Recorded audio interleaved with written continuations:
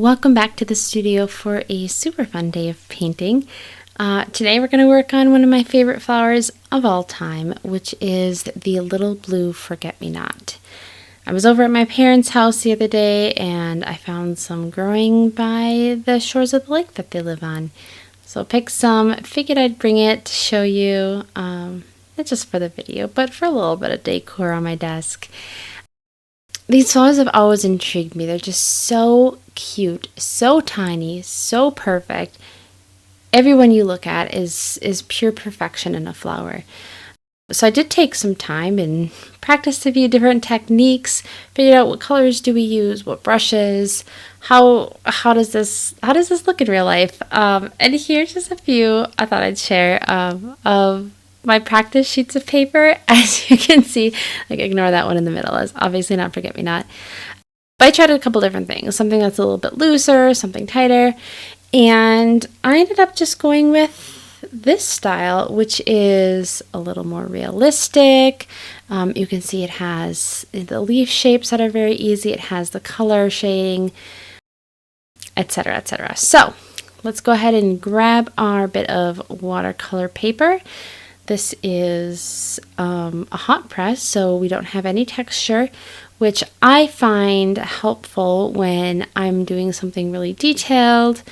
The brush that I use is actually a round brush, size 4, but I ended up cutting off the tip of it. So you can see I have this size 4, which is the sharp tip, and then the other one, which is a little bit damaged, and I just cut it to a bit of a curve.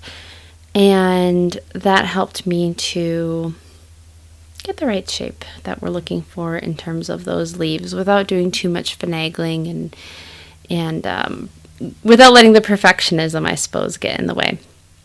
So we don't usually do this, but I did want to do a little bit of color blocking as we start out. Our first color is this really pretty ultramarine blue. Just get a little bit of that on there. We also have a cerulean blue, which is that brighter color. I have this custom mixed paint, which I call summer sky, but it's a light violet, maybe? I'm not sure. We'll also add in our yellow ochre, which is a very classic color. Our sap green. And we will also do, I got this really fun new pigment from Iceland. It's Icelandic volcanic rock, and it's sort of a brownish green color. So we are going to utilize that as well. Those are our colors. Right away I'm going to start mixing that ultramarine and the cerulean blue. I don't know if that's actually how you pronounce it. And the purple as well, and get those going on my mixing palette. I don't want to mix them perfectly. I want there to be some variation as I get started with these flowers. Now, as I'm working on the flowers, I'm taking that rounded brush and I'm just lightly washing it in there, getting those flower shapes. Some of them are going to be in front, some of them are going to be behind, so I'm sort of keeping just a vision of how do I want this picture to be laid out on the sheet of paper. And it's all right that they don't look perfect at this moment. We will do a couple different layers of paint as we work through, just because there is so much variation with these forget-me-nots. There's those tiny perfect little centers, there's it's a little bit darker on the outside and going in, if you can see. We're also trying to keep in mind the shape of how they sit on the stem. We have a curved stem, and then the flowers come out of that single stem in an alternate pattern. So making sure there's a little bit of a line and a flow to how we're putting them in there. We're not going for perfection here. I know that's how the flowers look, but I'm okay with some of them looking a little bit darker, some of them looking a little bit lighter. I'm taking a little bit of that light violet color and just dabbing it on to suggest the little tiny buds that aren't quite opened yet on the end of the stem. So then the next thing I want to do is, oops, that's a little bit, of course I waited, or I didn't wait long enough there, but putting a tiny dot of that dark ultramarine blue in the center of those forget-me-nots. It's going to be the very center of the flower. If there is still water, we're going to play around with a little bit of wet on wet technique and add some of those darker tones to the edges of the leaf. That way we start building up the dimensions on getting that white center in there, which can be so challenging, especially when you're working on a flower that's supposed to be so tiny. You're working with negative space, you're working with your shading. We're just dabbing it on here a little bit. Go ahead, don't be afraid to do more than what you think. I am keeping this paint fairly watered down just so that I have the opportunity to continue building up as needed.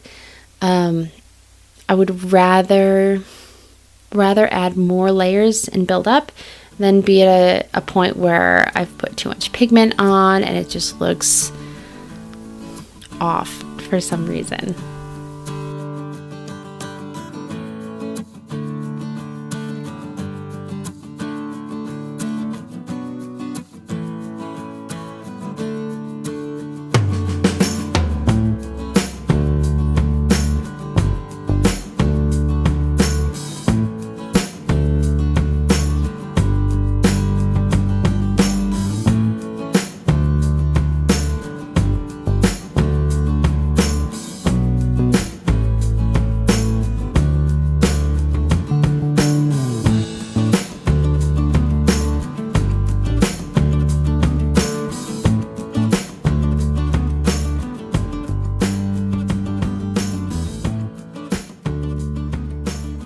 Alright, so at this point I'm grabbing that brownish green Icelandic pigment again, mixing it with a little bit of sap green. I want something that isn't as bright as sap green. I'm actually pulling in a little bit of viridian hue here as well, as a little bit of ultramarine, trying to get that color right. It doesn't have to be perfect, but I do want something that's got that rich green tone so it contrasts nicely and plays nicely with the color of the forget-me-nots. Adding in just some hints of that stem, however that looks, adding in some loose leaves. They don't have to come from a specific place. I'm really just using them to fill out the empty spaces and create that balanced look.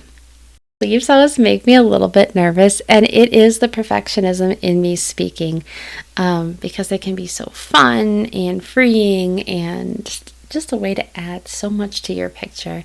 But all too often I find myself overthinking and getting nervous, and that really disrupts the creative flow. So trying to let go for my own creative practice and abilities, however they turn out, is fine. It's going to be a pretty picture regardless, especially as we add in those last few bits of yellow ochre to suggest that little center. So there you have it, our forget-me-not painting. I hope you enjoyed this painting session. Definitely hit subscribe, stick around for the next time we hang out in the studio together and we can have fun painting nature and celebrating creativity together. See you next time.